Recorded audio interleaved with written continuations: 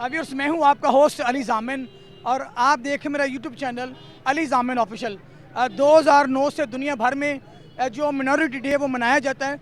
इस वक्त मेरे साथ मौजूद हैं मुमताज़ कानूनदान भी हैं और चेयरमैन मिनॉरिटीज़ अलायंस पाकिस्तान भी हैं, अकमल भट्टी साहब। कैसे अकमल साहब? जी अली जामन भाई, आप कैसे हैं? सुनाएं, ठीक ठाक हैं, खैरियत से? हमेशा आप अपनी जो मसीही बरादरी है, मिनॉरिटीज़ है, उसको हमेशा आप लीड करते हैं। तो आज मिनॉरिटी डे इस हवाले से आप क्या कहेंगे?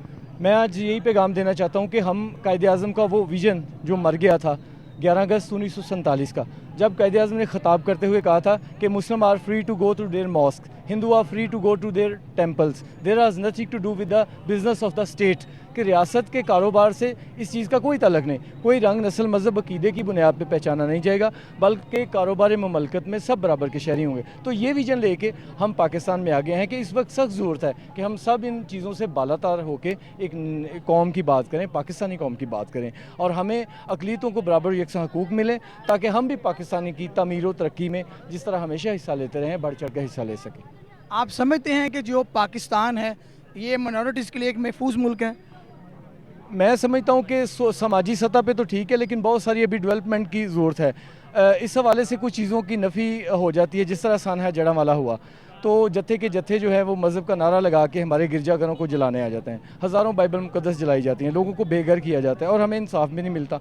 सरगोदा में देखा आपने वो मज़हब के एक हसास मजहबी कानून के तहत जो नज़ीर मसीह का कत्ल हुआ, इस तरह हमारी पता नहीं कितनी ही सैकड़ों जो बस्तियां और घर जलाए जा चुके हैं, और जब हमें इंसाफ नहीं मिलता फिर हमें शक होता है कि शायद हमें मुल्क में प्रोटेक्शन हासिल नहीं। तो मैं समझता हूँ कि हुकूमत को इस सिमत में जो कायद का वादा था वो पूरा करना चाहिए।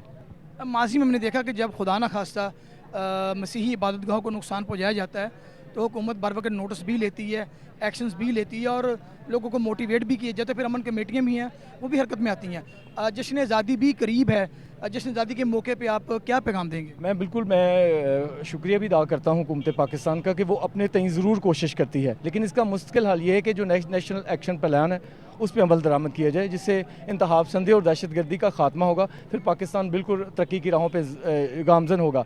मैं जश्न आज़ादी पे ये कहना चाहता हूँ कि हम पाकिस्तानी हैं, हम यहाँ पे मुकद्दस अमानत नहीं, हम धरती के बेटे हैं, हमारा जीना मरना पाकिस्तान के साथ है, हमारी कुर्बानियाँ हैं मुल्क के दफ़ा के लिए, मुल्क के सेहत और तालीम के शोबे के लिए। हमने कानून और इंसाफ की बुनियाद रखी शोबे की, जस्टिस AR कुरनेलियस, जस्टिस भगवान दास, जस्टिस दोराब पटेल, सिसल चौधरी साहब ने 2 जंगें लड़ी और उन्हें सतारा जुरत भी नाद हुआ, तो हम तो लड़ने मरने वाले हैं।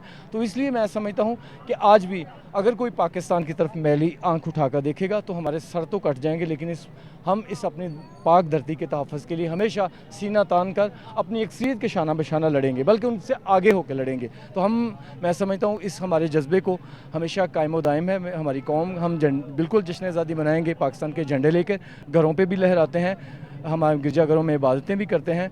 तो पाकिस्तान हमारा मुल्क है, हम यहाँ हमेशा जीना मरना यहाँ पर, और हमने यहीं रहना।